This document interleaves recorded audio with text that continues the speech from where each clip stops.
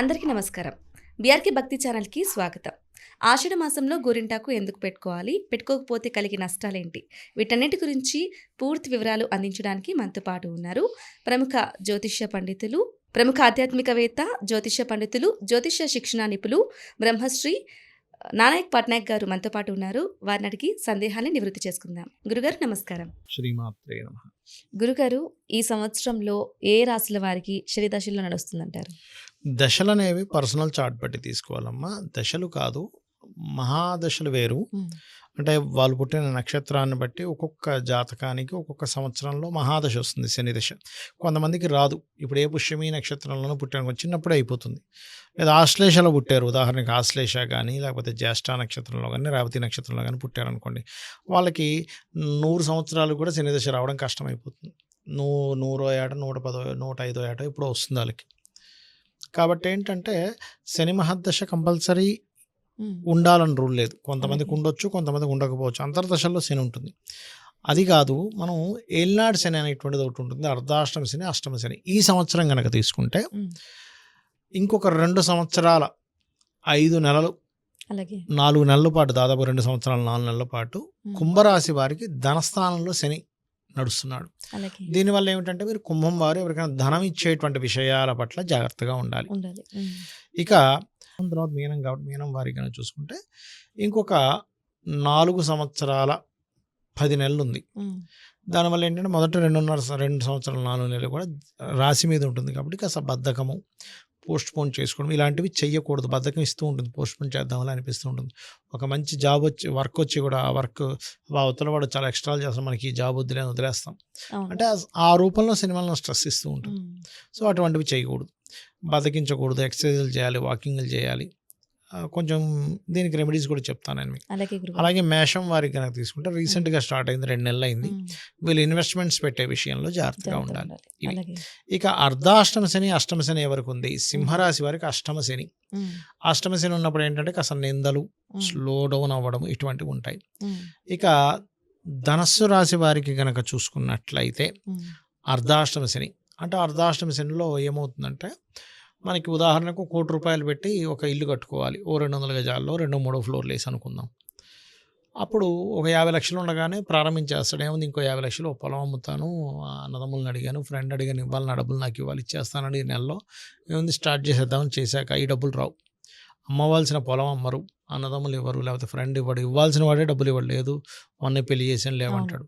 ఇది పిల్లర్లు లేపి స్లాబ్లు వేసి గోడలు లేపేసరి డబ్బులు అయిపోతాయి. అరే ఏమిటి పరిస్థితి, మరి ఇంటికి అనుకున్నాను, అలాంటి గది ఇంట్లోకి వెళ్ళలేడు.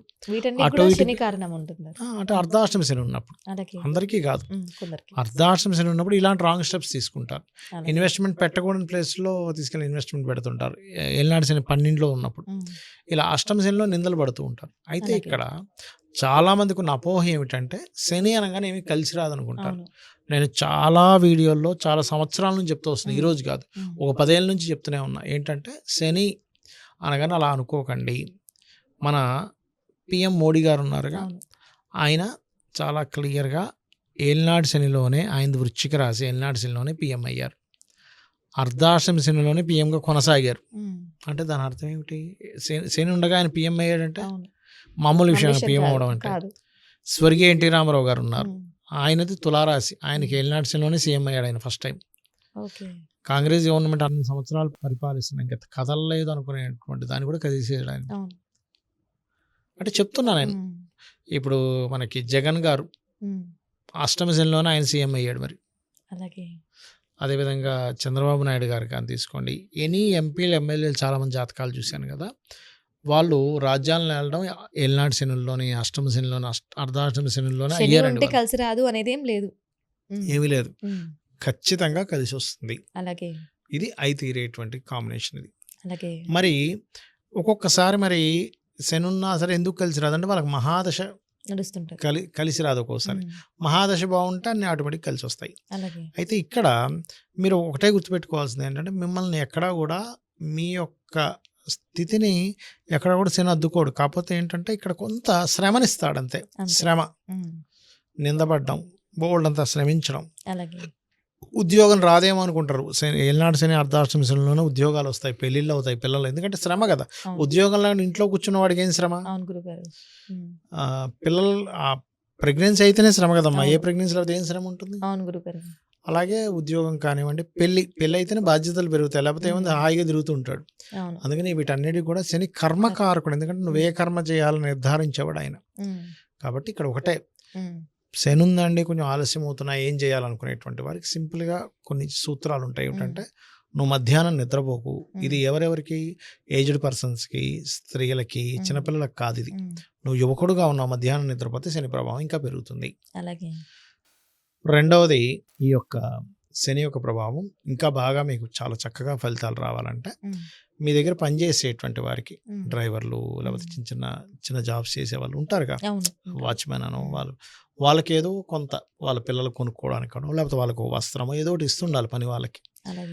ఈ సమయంలో పొరపాటును కూడా వాళ్ళు డబ్బులు అడిగితే వాళ్ళు శుక్రవారం ఇవ్వను, నెక్స్ట్ మంత్ చూద్దాంలే అని ఆపకూడదు. ఎందుకంటే వాళ్ళు గనక శ్రామికులు, పనిచేసే వాళ్ళు, ఎందుకంటే కష్టపడే వాళ్ళకి, కర్షకులకి, శ్రామికులకి శని కారకుడు.